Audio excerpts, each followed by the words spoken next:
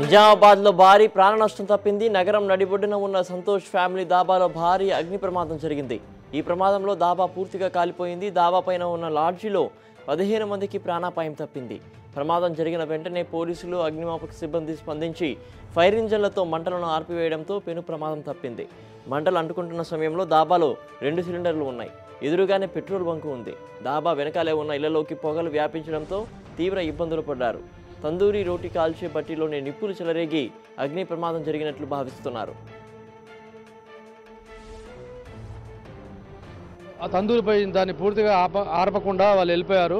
ఇంకొకటి అది fire safety కూడా కాదు. ఎందుకంటే ఎటువంటి దానికి ఎగ్జిట్ కానీ దాని బయటికి వెళ్ళే దారి కూడా పొగ, ఈవెన్ చిన్న మంట వచ్చినా కూడా బయట అది ఆర్పడానికి వీలైనటువంటి పరిస్థితుల్లో ఉంది. కాబట్టి ఇటువంటి ఫైర్ సేఫ్టీ లేనిటువంటి వాటికి అనుమతి ఇవ్వకూడదు.